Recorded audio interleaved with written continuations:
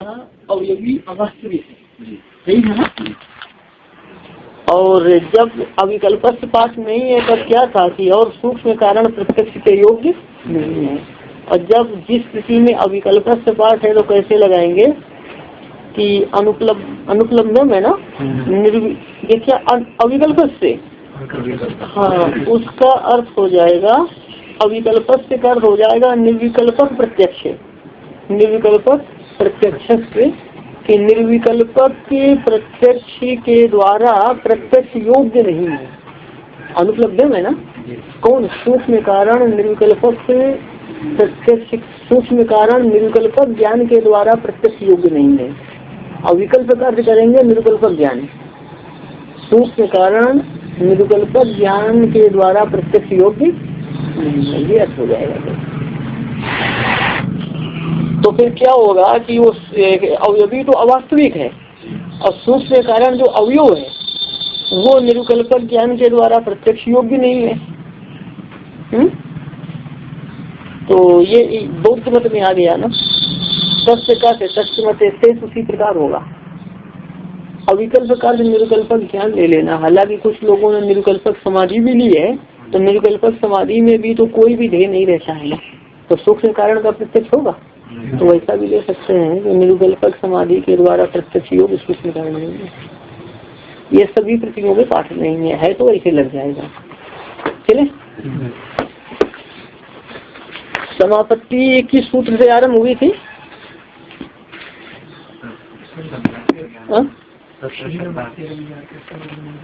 क्या बोलो?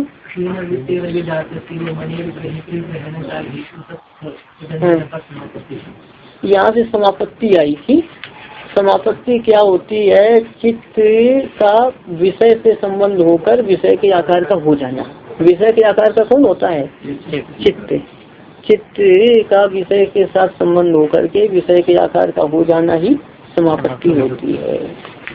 और समापत्ति में फिर क्या आया था आपका? सवितर्का आई। सवितर्का के बाद क्या आई? निर्वितर्का। सवितर्का में क्या होता है? शब्द, अर्थ और ज्ञान का विकल्प रहता है।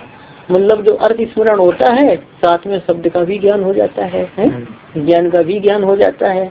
और निर्वितर्का में शब्द, अर्थ और ज्ञान का विकल्प नहीं रहता है, केवल ध्येय अर्थ प्रकाशित होता रहता है। ऐसा तो अभी देखेंगे। यही से पाठ है ना। एतयु सविचारा निर्विचारा चा सूक्ष्म विषया व्याख्याता।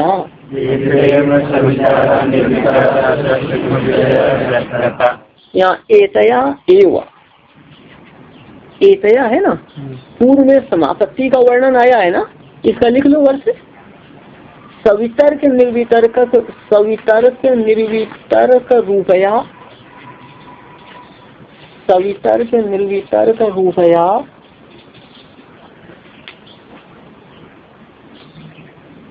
क्या लिखेंगे? सवितर्क निर्वितर्क रूपया स्थूल विषयक समापत्त्या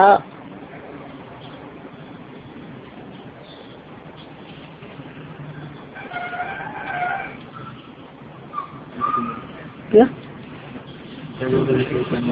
सवितर्क निर्वितर्क रूपया स्थूल विषय समापत्त्या, समापत्त्या तृतीय विष्णांत या एतया कर है।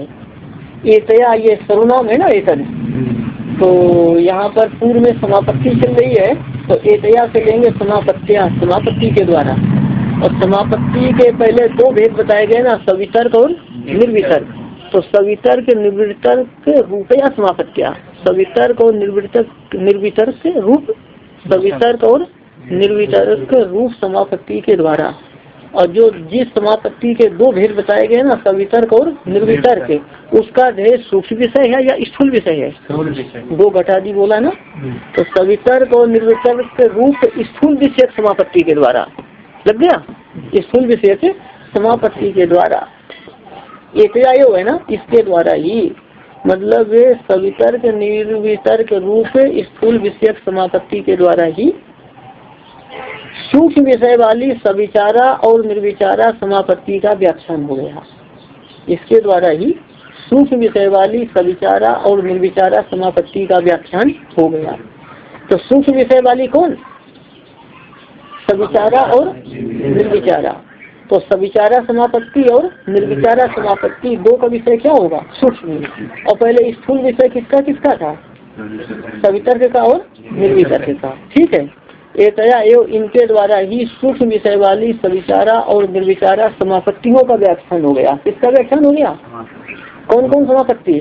सविचार और निर्विचार, इनका विषय कैसा होगा? सूक्ष्म अतीन्द्रिय पदार्थ इनका विषय होगा।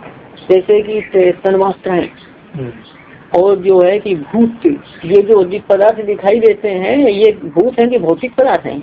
हाँ, भूतों से बने हुए हैं ना। तो सूक्ष्म हुए जो है इनके उपादान भूत और तन्मात्राएं, और तन्मात्राओं से पूर्व में क्या है आपका? अहंकार है, महत्व, प्रकृति, और भी तन्मात्रा इंद्री भी आ जाएगी ना सूक्ष्म में। हाँ, सूक्ष्म विषय इंद्रियां होंगी, तन्मात्राएं होंगी, अहंकार होगा, महत्व होगा, प्रकृति होगी, और सबसे ऊपर तो पुरुष हो जाएगा। ऐसा कि सूक्ष्म विषय वाली सविचारा और निर्विचारा समापत्तियों का व्याख्यान हो गया। कैसे व्याख्यान हो गया? तो भाष्य के सारे चलेंगे, भाष्य के सारे चलेंगे, देखेंगे। पहले सविचारा को भाष्यकार बता रहे हैं, तत्र भूत सूक्ष्मेषु अभिव्यक्त धर्म केषु देश काल निमित्तान्वच्छिन्नेषु या समापत्ति ही सा सविचारा इत्युच्यते, सविचारे तुच्यते। ध्यान देंगे तो सविचारा समाप्ता सविचारा इति उच्यते, वह सविचारा इस प्रकार कही जाती है। कौन सी समापत्ति? सविचारा। तो सविचारा समापत्ति देखेंगे। भूत सूक्ष्मेषु है, भूत सूक्ष्मेषु विशेष से है, इसके दो विशेषण हैं, अभिव्यक्त धर्म केषु और देश काल निमित्तान्वच्छिन्नेषु। तत्र का अर्थ उनमें, मतलब उन दोनों में, सविचारा और निर्विचारा के मध्य में। सविचारा और निर्विचारा के पहले किसको बता रहे हैं? सविचारा को। तो सविचारा समापत्ति का जो ध्येय होता है ना, समापत्ति क्या? एक चित्त की स्थिति है, चित्त वो समाधि रूप है, समापत्ति तो समाधि ही है। मतलब चित्त का विषय से संबंधित होकर विषय के आकार का हो जाना, प्रगाढ़ता हो जाए ध्यान की तो क्या हो जाती? समाधि। तो इसमें ध्येय होता है सविचारा समापत्ति में सूक्ष्म भूत, भूत सूक्ष्म ध्येय होता है। भूत सूक्ष्म से लेना, जैसे हम बताए ना कि ये भूत और तन्मात्राएं ये सब ले लेना कि, और ये भूत सूक्ष्म कैसे? अभिव्यक्ति धर्म वाले, अभिव्यक्त धर्म वाले। तो धर्म का प्रयोग पहले भाष्य में कार्य के लिए आया था, ध्यान है ना। कार्य को क्या कहा था? धर्म। और कार्य किसका सामान्य धर्म होता है? कारण का, कारण का ना।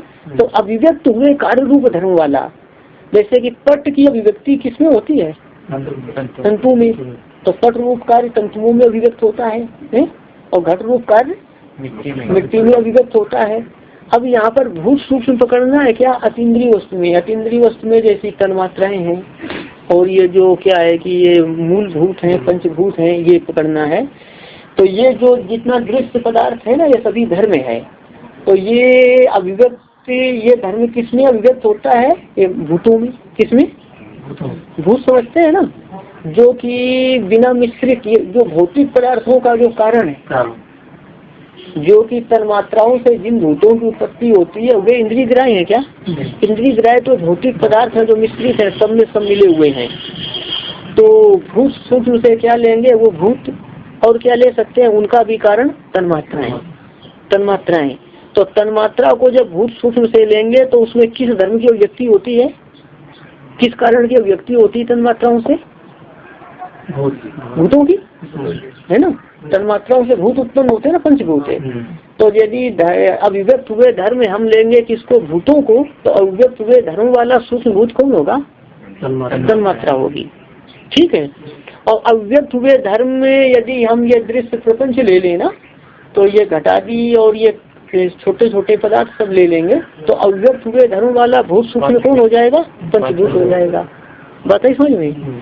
तो अभिव्यक्त हुए धर्म वाले, अभिव्यक्त हुए धर्म वाला कौन? भूत सूक्ष्म जी। पंचीकरण इनका है। जो अभिव्यक्त हुए धर्म वाला जो मूलभूत मैं कह रहा हूँ, जो तन्मात्राओं से उत्पन्न हुए हैं, वो अपंचीकृत हैं।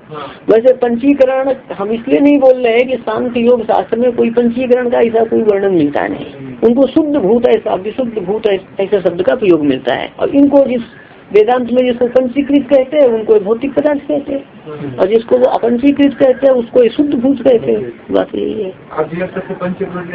क्या? हाँ हाँ, अभिव्यक्त से आप ये, अब योग शास्त्र का विषय है तो दूसरे की शब्दावली का प्रयोग न करना ही ठीक है। हम इसलिए वैसा नहीं बोलते है ना, इनकी शब्दावली में ही बोलना चाहिए योग शास्त्र की, ऐसा। अब समझने की दृष्टि से आप वैसा कहते हैं तो कोई बात नहीं है, पर इनके ही वो शब्दों का प्रयोग करना ठीक है जिस शास्त्र को हम पढ़ रहे हैं। तो ले सकते हैं आप, ये भौतिक पदार्थ ले सकते हैं अभिव्यक्त धर्म से। तो अभिव्यक्त हुए धर्म वाला कौन? भूत सूक्ष्म। और दूसरा देखेंगे भूत सूक्ष्म का विशेषण है देश काल निमित्तानुभवावच्छिन्न।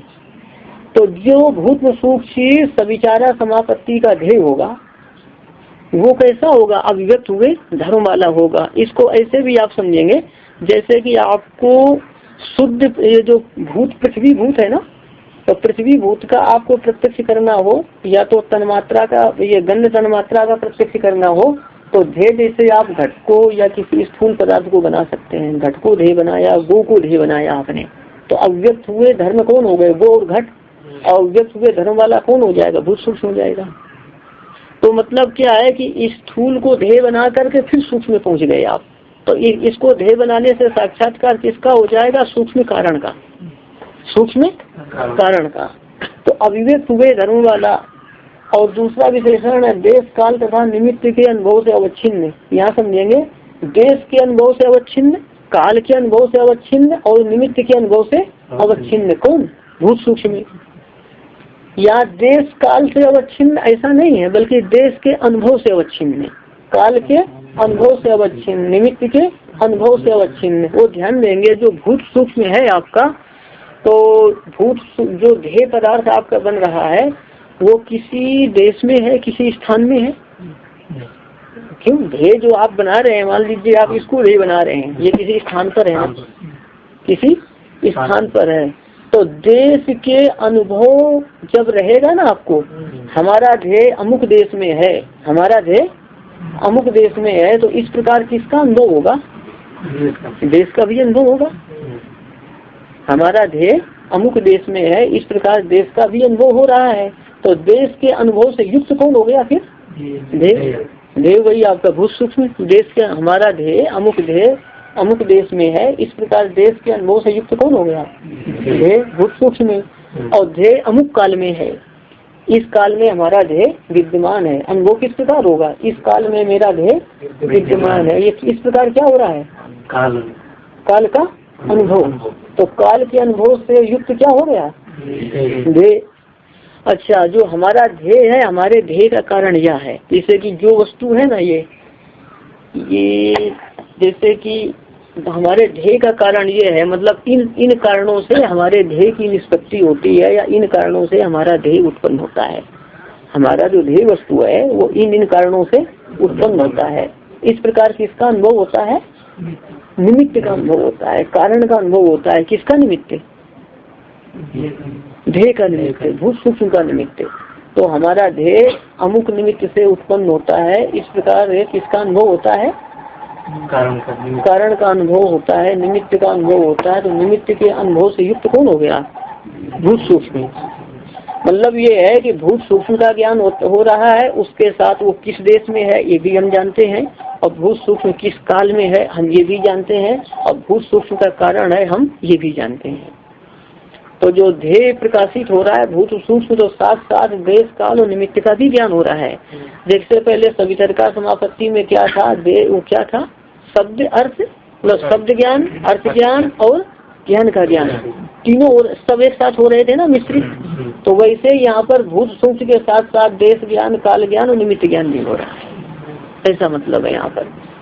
तो पंक्ति लगाएंगे, अभिव्यक्त हुए धर्म वाला तथा देश काल और निमित्त के अनुभव से युक्त, या अवच्छिन्न का क्या अर्थ है? युक्त।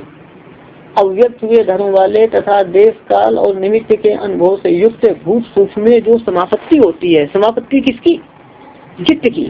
हाँ, जो समापत्ति होती है, सा सविचारा इति उच्यते, वह समापत्ति सविचारा इस प्रकार कही जाती है। लग गया?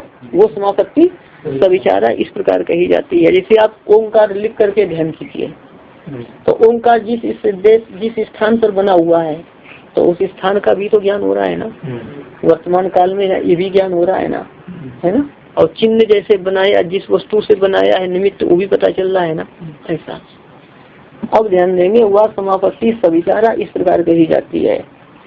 अब इसी को समझा रहे हैं, और सविचारा को तत्रापि का अर्थ है उसमें भी एक बुद्धि निर्ग्राह्यम, कि एक बुद्धि निर्ग्राह्यम का अर्थ है एक बुद्धि से ग्राह्य या एक बुद्धि का विषय, एक बुद्धि का विषय कौन? ध्येय,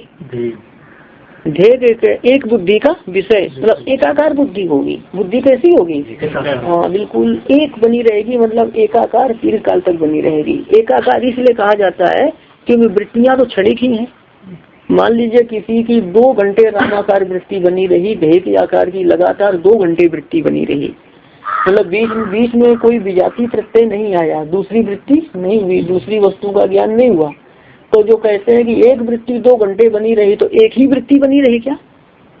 मतलब सजाती वृत्ति, मतलब एक वृत्ति के समान अन्य वृत्तियां, मतलब एक वृत्ति के समान वृत्तियां बनी रही, यही मतलब है ना। एक ही वृत्ति लगातार रही क्या? वृत्ति तो क्षणिक है, नई नई वृत्तियां होती रहती है। मतलब यह है कि विजाती वृत्ति नहीं आई, विजाती वृत्ति नहीं आई, यही मतलब है। तभी निधिध्यासन क्या है? विजाती प्रत्यय के तिरस्कार पूर्वक सजाती प्रत्यय का, हाँ कि विजाती वृत्तियों के तिरस्कार पूर्वक सजाती वृत्तियों का प्रवाह, यही तो निधिध्यासन है। और ये इसमें चिंतन रूप होता है तो ध्यान रहता है, निधिध्यासन ध्यान एक ही है। और बहुत प्रगाढ़ हो जाएगा तो क्या बन जाएगा? समाधि बन जाएगा। और यदि ये प्रीति रूपा हो जाता है तो ईश्वर की भक्ति हो जाती है। प्रीति रूपा होने से ईश्वर की, तो वही निधिध्यासन, वही क्या है? ध्यान समाधि, ये सब एक अवस्था है। भागवत में जो है ना परम समाधि आया भक्ति के लिए, तो इसीलिए प्रीति रूपा होने से यही भक्ति हो जाती है। तो अब देखेंगे, एक बुद्धि निर्ग्राह्य का अर्थ है कि एक बुद्धि से ग्राह्य या एक बुद्धि का विषय कौन? ध्येय, एक बुद्धि।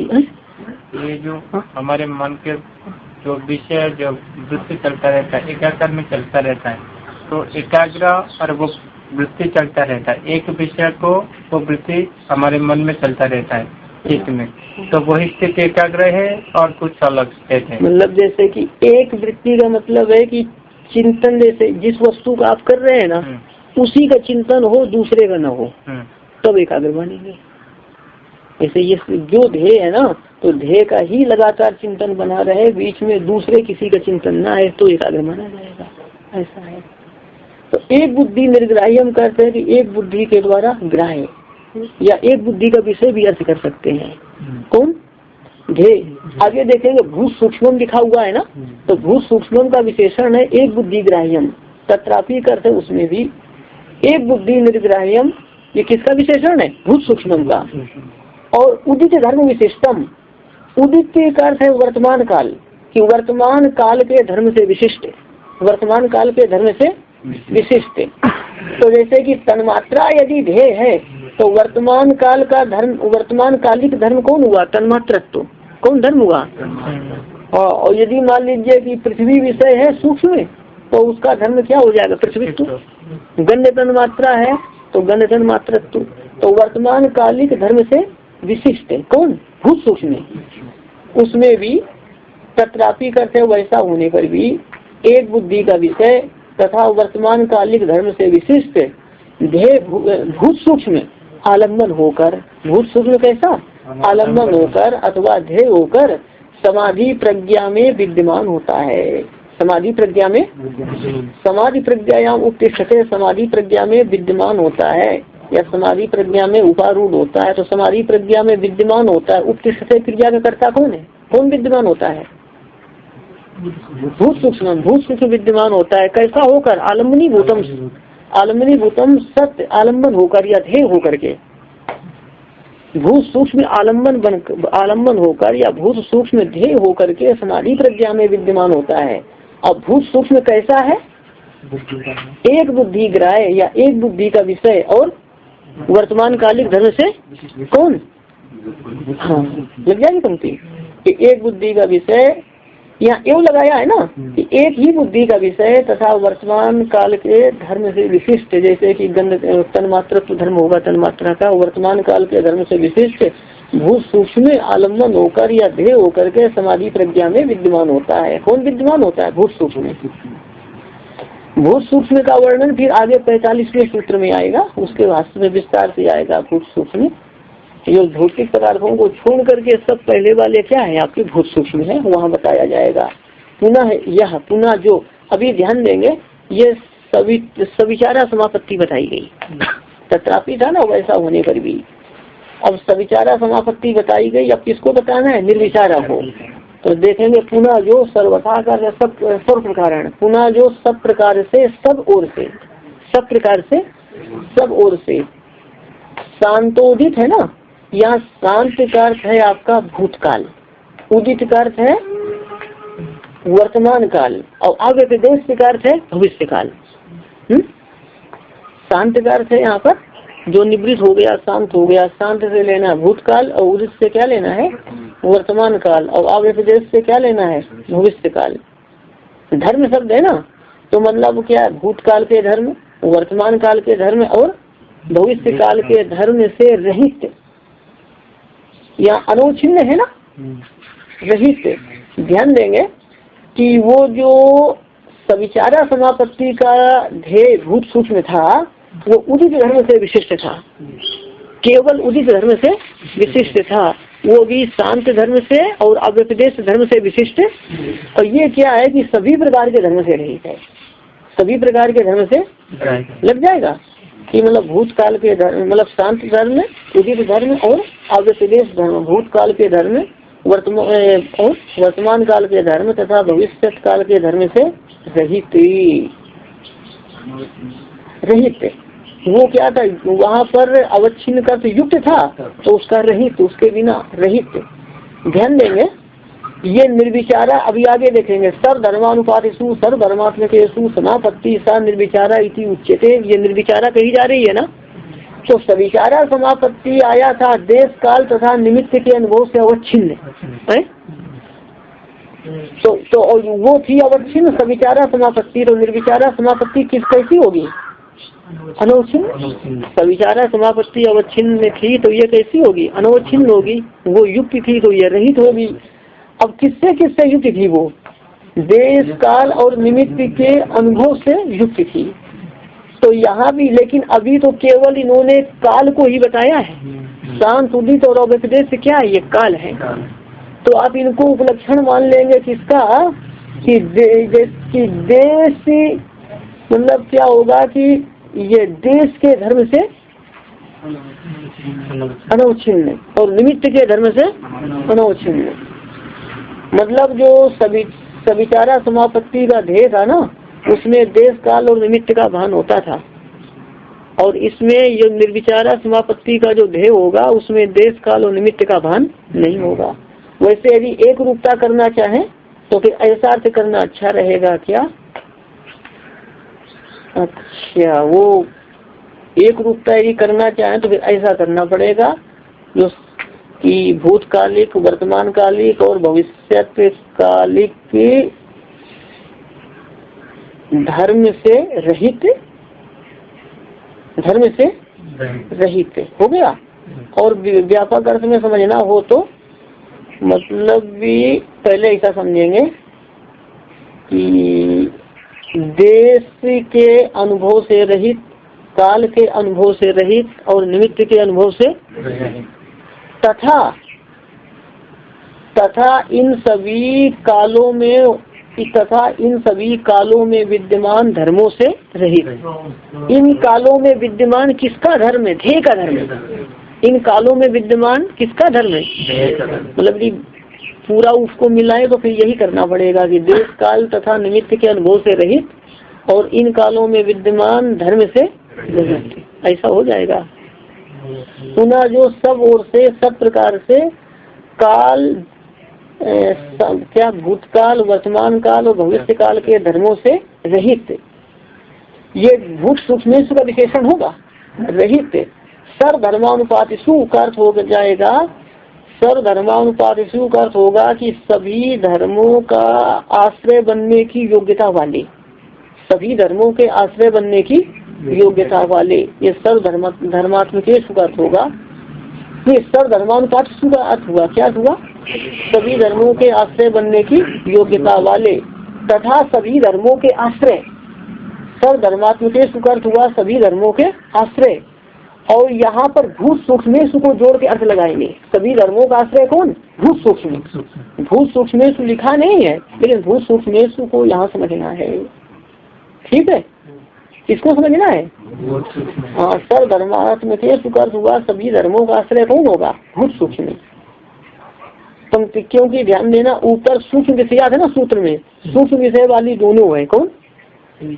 सविचारा और आप पंक्ति लगाएंगे पुनः, जो सब प्रकार से सब ओर से शांत उदित तथा अपविदेश से धर्म से रहित सभी धर्मों के आश्रय की योग्यता वाले तथा सभी धर्मों के आश्रय भूत सूक्ष्मों में, भूत सूक्ष्मों में या कह दीजिए सूक्ष्म विषयों में, कि भूत सूक्ष्मों में समापत्ति होती है। भूत सूक्ष्मों में क्या होती है? स निर्विचारा इति उच्यते, वह समापत्ति निर्विचारा ऐसी कही जाती है। आप बताएंगे शांतोदित अपविदेश धर्म से रहित कौन? भूत सूक्ष्म। सर्वधर्मानुपाती कौन? और सर्वधर्मात्मक कौन? बस अब ठीक है, भूत सूक्ष्म को जोड़ करके लगाना है। जो समापत्ति होती है वह निर्विचारा कही जाती है। मतलब ये है कि जो सविचारा समापत्ति देश काल तथा निमित्त के अनुभव से युक्त होती है, और निर्विचारा क्या होती है? देश काल और निमित्त के अनुभव से रहित होती है। और वो क्या? एक बुद्धि निर्ग्राह्यम, वहाँ उदित धर्म विशिष्टम था ना, वो क्या था? वर्तमान कालिक धर्म से विशिष्ट, केवल वर्तमान कालिक धर्म से विशिष्ट थी। और ये क्या है कि सभी काल के धर्मों से रहित है। मतलब इसमें यदि तन्मात्रा का भान होगा तो तन्मात्रत्व का भान नहीं होगा। मतलब ध्यान देना, जैसे कोई सूक्ष्म वस्तु आपका ध्येय बन गई, जिसे आपने गंध तन्मात्रा को ध्येय बना लिया है ना, और गंध तन्मात्रा आदि किसी भी सूक्ष्म पदार्थ को आपने ध्येय बना लिया, तो वो उस ध्येय के आकार की वृत्ति होगी, ध्येय का भान होता रहेगा।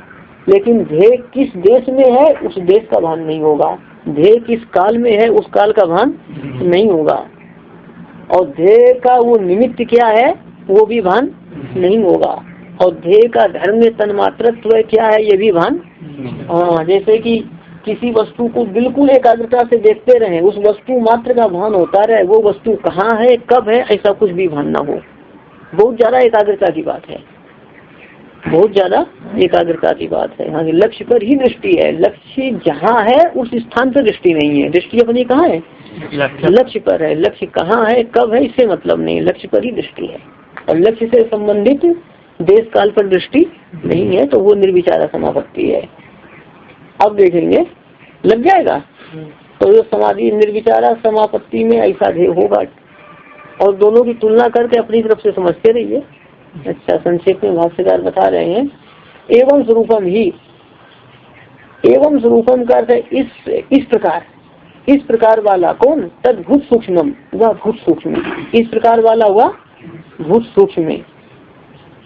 एतेन एव स्वरूपेण, एतेन स्वरूपेण एव आलम्बनी भूतम एव, इस स्वरूप से ही, इस स्वरूप से ही जो उसका स्वरूप बताया गया ना कि सभी प्रकार के धर्मों से रहित, सभी प्रकार के धर्मों से रहित। हाँ, इस स्वरूप से ही आलम्बनी भूतम एव, इस स्वरूप से ही आलम्बन होकर, इस स्वरूप से ही आलम्बन होकर समाधि प्रज्ञा के स्वरूप को उपरंजित करता है। समाधि प्रज्ञा के स्वरूप को उपरंजित करता है मतलब समाधि प्रज्ञा स्वरूप में विद्यमान रहता है। समाधि प्रज्ञा स्वरूप में, समाधि प्रज्ञा स्वरूपम का अर्थ होगा समाधि प्रज्ञा, मतलब समाधि प्रज्ञा में विद्यमान रहता है। ऊपर था ना समाधि प्रज्ञायाम उत्तिष्ठते, तो वही यहाँ पर अर्थ है। समाधि प्रज्ञा को उपरंजित करता है या समाधि प्रज्ञा में विद्यमान रहता है ही। अच्छा, तो ही कहे यहाँ पर देखिए,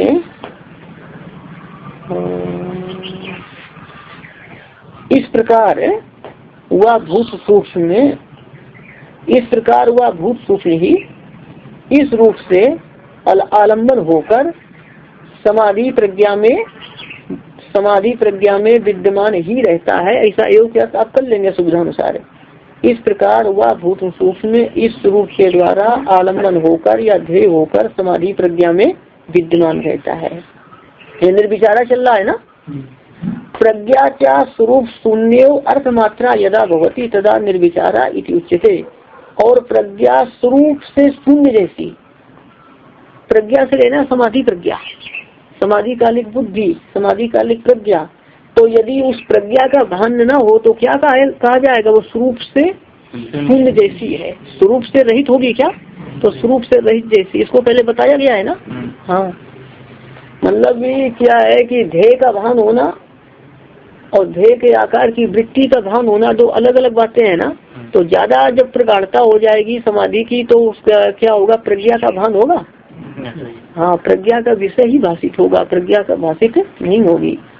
और प्रज्ञा स्वरूप से शून्य जैसे, प्रज्ञा स्वरूप शून्य जैसी होकर ध्येय मात्र की जब होती है, जब वो कैसी होती है? जब वह ध्येय मात्र होती है। ध्येय मात्र होती है मतलब ध्येय मात्र के आकार वाली होती है। तो जब प्रज्ञा ध्येय मात्र के आकार वाली होगी तो कौन भाषित होगा? ध्येय भाषित होगा। हाँ, अच्छा। और प्रज्ञा स्वरूप से शून्य जैसी होकर ध्येय मात्र के आकार वाली जब होती है तब वह निर्विचारा ऐसी कही जाती है। निर्विचारा ऐसी तत्प्रकार से तब महद वस्तु विषया, महद का अर्थ स्थूल, तब स्थूल वस्तु तत्प्रकार से उनमें ऐसा समझ लेना, या तब भी कर सकते। स्थूल वस्तु को विषय करने वाली सवितनी, तब अर्थ नहीं बनेगा। तत्प्रकार से उन समापत्तियों में, तत्प्रकार का अर्थ होगा उन। तो पहले दो प्रकार की समापत्तियां आई, सवितर्का और निर्वितर्का। अभी कौन कौन आई? सविचारा और। तो पहले की दो प्रकार की समापत्तियों में स्थूल विषय ध्येय था और यहाँ सूक्ष्म विषय ध्येय है। तत्प्रकार से उन समापत्तियों में महद वस्तु से लेना स्थूल वस्तु, स्थूल वस्तु को विषय करने वाली सवितर्का चा निर्वितर्का, स्थूल वस्तु को विषय करने वाली सवितर्का और निर्वितर्का समापत्ति है। स्थूल वस्तु को विषय करने वाली सवितर्का और निर्वितर्का समापत्ति है। सूक्ष्म वस्तु विषया सविचारा चा निर्विचारा तथा सूक्ष्म वस्तु को विषय करने वाली सविचारा और निर्विचारा समापत्ति है। अच्छा, तो अंतर भी समझ गए होंगे ना सभी का। एवं उभयो एकया एवं निर्वितर्कया विकल्प हानि व्याख्याता इति। इसमें ये कहना चाहेंगे कि मिश्रण का अभाव उधर किसमें था? निर्वितर्का में था और यहाँ निर्विचारा में है। वहाँ सवितर्का में किसका मिश्रण हो जाता था? शब्द के अनुभव, शब्द के ज्ञान का मिश्रण और ज्ञान के ज्ञान का मिश्रण हो जाता था ना। और इसमें सविचारा में किसका मिश्रण होता था? देश काल और निमित्त के अनुभव का। ठीक है। और निर्वितर्का और निर्विचारा में किसी का मिश्रण, हाँ, केवल ध्येय ही प्रकाशित है। ये कहना चाहते हैं, पंक्ति लगाएंगे, एवं एतया, एवं एतया, मैं अन्य क्रम से पढ़ रहा हूँ। एवं एतया निर्वितर्कया एवं एतया निर्वितर्कया एव उभयो विकल्प हानि व्याख्याता इति। एवं इस प्रकार एतया निर्वितर्कया एव, इस निर्वितर्क समापत्ति के द्वारा, किसके द्वारा? इस निर्वितर्क समापत्ति के द्वारा। सूत्र में एतया आया था ना, तो उसी को इन्होंने पकड़ा एतया। इस प्रकार इस निर्वितर्क समापत्ति के द्वारा ही, एव है ना, इस निर्वितर्क समापत्ति के द्वारा ही उभयो हो, उभयो से लेना है आपको,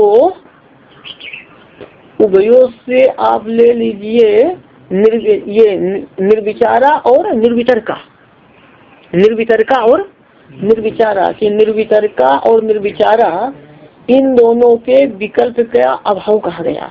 इन दोनों के विकल्प का, विकल्प हानि है ना, विकल्प हानि मतलब मिश्रण का अभाव। इन दोनों या इन दोनों में मिश्रण का अभाव कहा गया।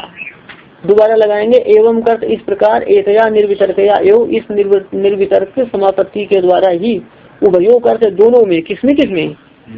निर्वितर्का और निर्विचारा, इन दोनों में मिश्रण का अभाव कहा गया। इनमें किसी का मिश्रण नहीं रहता है, केवल ध्येय ही प्रकाशित होता है।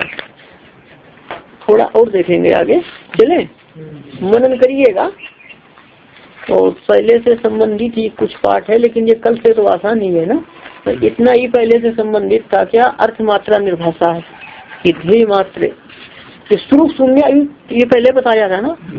हाँ, यही पहले से संबंधित था, और तो ठीक ही है। चलेंगे, तो इसका ध्येय क्या होता है बताइए? सविचारा और निर्विचारा का सूक्ष्म विषय। तो सूक्ष्म विषय को भाष्यकार सूत्र में आ रहा है, लगाइए। सूक्ष्म विषयत्वम च अलिंग परिवसानम, और सूक्ष्म विषयता अलिंग पर्यंत होती है, या सूक्ष्म विषय अलिंग पर्यंत होता है। अलिंग का अर्थ है यहाँ पर प्रकृति। अलिंग का क्या अर्थ है? प्रकृति। अच्छा, इस सूक्ष्म विषयता अलिंग पर्यंत होती है, या सूक्ष्म विषयता या प्रकृति पर्यंत सूक्ष्म विषय होते हैं। क्या हो जाएगा? प्रकृति पर्यंत। जैसे कि हमने बताया सूक्ष्म विषय होंगे आपके ये पंचभूत, पंच, ये जो दृश्य भौतिक पदार्थ है, इनकी अपेक्षा सूक्ष्म विषय क्या है? पंचभूत। और इनकी अपेक्षा भी सूक्ष्म विषय तन मात्राएं। कौन कौन तन मात्राएं?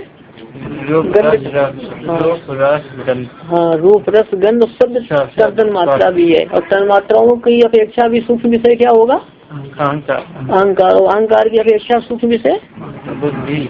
हाँ, और उसकी अपेक्षा सूक्ष्म विषय महात्म्य। ऐसा। अब ये जो परिणाम को प्राप्त होने वाली वस्तुएं हैं, उसमें सबसे सूक्ष्म विषय कौन होगा? प्रकृति, जो अलिंग है ना। और पुरुष तो सबसे सूक्ष्म है। ऐसा आगे लगाएंगे। पार्थिवस्य अणोः गंध तन्मात्रम सूक्ष्मो विषयः। पार्थिवस्य अणोः, अणु का अर्थ कर लेना यहाँ पर परमाणु। परमाणु मतलब सूक्ष्म, सूक्ष्म सबसे सूक्ष्म कण। कि पार्थिव परमाणु, हम यहाँ पर कारणम जोड़कर पंक्ति लगाना चाहते हैं अपनी तरफ से, कि पार्थिव परमाणु का कारण गंध तन्मात्रा। क्या?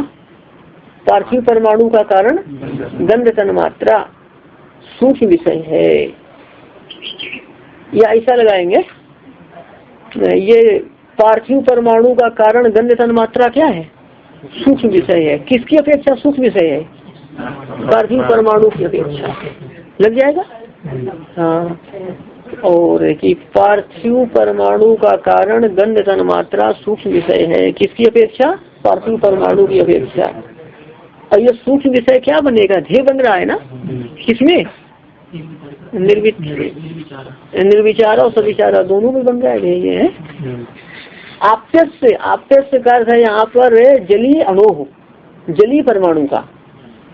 पंक्ति लगाएंगे पहले के साथ जोड़कर। कैसे लगाएंगे? आप्यस्य अणोः रस तन्मात्रम सूक्ष्मो विषयः है। आप्यस्य अणोः रस तन्मात्रम सूक्ष्मो विषयः, कि जलीय परमाणु का कारण रस तन्मात्रा। रस तन्मात्रा से जल उत्पन्न हुआ। क्या उत्पन्न हुआ? हाँ, जल उत्पन्न हुआ तो फिर जल का परमाणु भी उत्पन्न मान लीजिए उसी से। ऐसा। गंध तन्मात्रा से पृथ्वी उत्पन्न होती है। पंक्ति देखेंगे तो जलीय परमाणु का कारण रस तन्मात्रा सूक्ष्म विषय है। किसकी अपेक्षा? जलीय परमाणु की अपेक्षा। तेजस, इस वाक्य को बोलो कैसे होगा संस्कृत में? हाँ, रूप तन्मात्रम सूक्ष्म विषया। कि तेजस परमाणु का सूक्ष्म, तेजस परमाणु का कारण, तेजस परमाणु का कारण रूप तन्मात्रा सूक्ष्म विषय है। वायुवी परमाणु का कारण स्पर्श तन्मात्रा सूक्ष्म विषय है। किसकी अपेक्षा? वायुवी परमाणु की अपेक्षा। अब यह आकाश का परमाणु भी लेना। न्याय शास्त्र में आकाश का परमाणु होता है, क्योंकि आकाश नित्य माना जाता है। लेकिन इस आकाश की उत्पत्ति सुनी गई है वेदों में। तो जब आकाश की उत्पत्ति सुनी गई है तो उसका भी क्या होगा? कि सब परमाणु होगा, कारण होगा, सब होगा। ऐसा न्याय वैशेषिक में न होने पर भी यह माना जाएगा। तो अर्थ हो जाएगा क्या? आकाश के परमाणु का सूक्ष्म विषय शब्द तन्मात्रा है। शब्द तन्मात्रा से आकाश की उत्पत्ति। तेसाम से क्या लेना है? तन्मात्रा नाम। और तन्मात्राओं की उत्पत्ति किससे होती है? अहंकार से। तो तन्मात्राओं का कारण सूक्ष्म विषय अहंकार है। तन्मात्राओं का कारण सूक्ष्म विषय किसकी अपेक्षा? हाँ, हमने कारण में अपनी तरफ से लगा रहा हूँ एक रूपता करने के लिए। हाँ, अच्छा। अब ध्यान देंगे, वहाँ अणुओं में तो लोगों ने पंचमी मान ली व्याख्याकारों ने, कि पृथ्वी के परमाणु की अपेक्षा सूक्ष्म विषय गंध तन्मात्रा है। बहुत अच्छा है ना, करण पद का अध्ययन नहीं करना पड़ा। लेकिन यहाँ तेसाम में,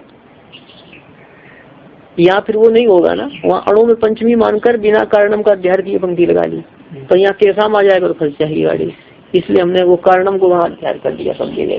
तेसाम से क्या लेना है, तन्मात्राओं का विषय अहंकार। अहंकार एक तत्व है जो अहंकार कहते हैं ना, इनको बहुत अहंकार हो गया। यह अहंकार घमंड का वाचक है, यह अहंकार एक वृत्ति है। ये अहंकार क्या है, चित्त की। हाँ, और ये जो प्रकृति से महत हुआ, महत से अहंकार हुआ, ये घमंड है क्या? ये तो एक तत्व है ऐसा, ये एक क्या है, तत्व है। और उस अहंकार से इंद्रियां आदि होंगी तब कहीं वो अहंकारात्मिक वृत्ति बनेगी। और अस्यापी से क्या लेना है, अहंकार का भी कारणम का अध्ययन कर लेंगे। अहंकार का भी कारण लिंग मात्र सूक्ष्म विषय है। लिंग मात्र का अर्थ यहाँ पर महत, क्या है आपका, महत। प्रकृति से महत उत्पन्न हुआ कि अहंकार का भी कारण लिंग मात्र सूक्ष्म विषय है। लिंग मात्र का अर्थ हुआ महत। लिंग मात्र से अलिंगम सूक्ष्म विषया, लिंग मात्र का अर्थ महत, महत का भी कारण अलिंग सूक्ष्म विषय है। अलिंग का अर्थ हुआ यहाँ पर प्रकृति, अव्यक्त, हाँ मूल प्रकृति कह सकते हैं। मूल प्रकृति, शुद्ध प्रकृति शब्द का प्रयोग नहीं करते, किसका, मूल प्रकृति ऐसा। लिंग मात्र का भी कारण अलिंग सूक्ष्म विषय है। अलिंग का अर्थ क्या है, प्रकृति। तो सूत्र में आया ना, अलिंग परिवसानम अलिंग पर्यंत है। न चा अलिंगात परम सूक्ष्म अस्ति, चा अलिंगात परम सूक्ष्म नास्ति, और प्रकृति से पर सूक्ष्म कोई नहीं है, और प्रकृति से पर सूक्ष्म कोई नहीं है। परम का से अधिकम की प्रकृति से अधिक सूक्ष्म कोई, या प्रश्न फिर किसी ने प्रश्न उठाया कि प्रकृति से अधिक सूक्ष्म तो आत्मा है, पुरुष है। ननु अस्ति पुरुषा सूक्ष्मम, कि ये फिर ननु जब प्रश्न का सूचक शब्द है कि पुरुषा सूक्ष्मम की पुरुष सूक्ष्म कैसे, अलिंगात परम, अलिंगात परम पुरुषा सूक्ष्मम की अलिंग से कर पुरुष सूक्ष्म है, या अलिंग से अधिक पुरुष सूक्ष्म है। तो सत्यम का अर्थ है, ये प्रश्न किया गया ना, भाष्यकार उत्तर देते हैं कि सत्यम आपका कहना सत्य है। सत्यम यहाँ अर्ध अंगीकार अर्थ में है। कहने का मतलब ये है कि जो परिणाम को प्राप्त होने वाले द्रव्य हैं उनमें सूक्ष्मता का विचार करेंगे तो सबसे अधिक सूक्ष्म किसको कहना पड़ेगा, किसको, परिणाम को प्राप्त होने वाले जो द्रव्य हैं। पुरुष का कोई परिणाम होता है क्या, पुरुष तो एक रस हमेशा रहता है। जैसे मिट्टी का परिणाम घट रूप में हो गया है, तंतु का परिणाम पट रूप में हो गया, प्रकृति का परिणाम महत रूप में हो गया, महत का परिणाम अहंकार रूप में हो गया। तो जब परिणाम को प्राप्त होने वाले जो तत्व हैं, या कहिए कि उपादान कारण बनने वाले जो पदार्थ हैं, उनमें जब विचार करेंगे सूक्ष्म का, तो अधिक सूक्ष्म कौन होगा। इसलिए प्रकृति को, अलिंग को सूत्रकार ने कहा, पुरुष को नहीं कहा। ठीक है, इसलिए सत्यम अर्धांगीकार में आ गया जो प्रसंग है ऐसा। अब ध्यान देंगे, यथा लिंगात परम अलिंगस सूक्ष्म, जिस प्रकार लिंग से पर मतलब महत से पर प्रकृति की सूक्ष्मता है, अलिंगस है ना, जिस प्रकार महत से पर प्रकृति की सूक्ष्मता है। न चा एवं पुरुष से, चा पुरुष एवं न, और पुरुष की ऐसी सूक्ष्मता नहीं है। इसको समझाते हैं। हमने बताया ना कि उपादान बनने वालों में, हाँ, उपादान बनने वालों में सूक्ष्मता किसकी कहनी पड़ेगी, तो उपादान बनने वाले पदार्थों में पुरुष की सूक्ष्मता कह सकते हैं, बस यही मतलब है यहाँ। किंतु लिंगस से अन्वयी कारणम पुरुषो न भवति, लिंगस से है ना, तो लिंग से क्या ले रहे थे अभी आप, महत ले रहे थे ना। अच्छा, मतलब भी महत का अन्वयी कारणम करते है उपादान कारणम, कि महत का उपादान कारण पुरुष नहीं होता है। महत का उपादान कारण पुरुष है, हेतु तो बहुत ही, किंतु हेतु होता है, हेतु का तो निमित्त कारण, हेतु का क्या अर्थ है, हाँ, महत का उपादान कारण पुरुष नहीं होता है, किंतु निमित्त कारण होता है। मतलब जो अचेतन पदार्थ हैं वो चेतन के संबंध के बिना कुछ नहीं कर सकते हैं, इसलिए चेतन को निमित्त कारण माना गया। चेतन को क्या माना गया, हाँ, मिट्टी से घट बनता है तो उपादान कारण कौन हो गई, मिट्टी, और बनाने वाला निमित्त कारण हो गया। वैसे चेतन निमित्त कारण है। हेतु होती है, हेतु का निमित्त हेतु। अतः इसलिए प्रधान में निरस्य सूक्ष्मता का कथन किया गया। प्रधान में ऐसा समझेंगे कि इस कारण से, मतलब ये उपादान कारण होने के कारण, क्या उपादान कारण होने के कारण प्रधान में निरस्य सूक्ष्मता का कथन किया गया। यह समझ लेना, पुरुष को उपादान कारण न होने से, पुरुष को उपादान कारण न होने से उपादान कारण बनने वाले पदार्थों में, अतः ऐसा लगाएंगे, पुरुष को उपादान कारण न होने से उपादान कारण बनने वाले पदार्थों में निरस्य सूक्ष्मता प्रधान में कही गई। निरस्य सूक्ष्मता, निरस्य सूक्ष्मता किसमें कही गई? तो प्रधान को निरस्य सूक्ष्म कहा गया। बात समझ में आई? अतः करते क्या करेंगे? पुरुष को उपादान कारण न होने से और उपादान कारण बनने वाले पदार्थों में निरस्य सूक्ष्मता प्रधान में कही गई। लग जाएगा। तो सूक्ष्म विषयत्व क्या? अलिंग पर्यवसानम, सूक्ष्म विषय अलिंग पर्यंत होते हैं, प्रकृति पर्यंत होते हैं, जिंदगी है ना। ओम पूर्णमदः पूर्णमिदं पूर्णात् पूर्णमुदच्यते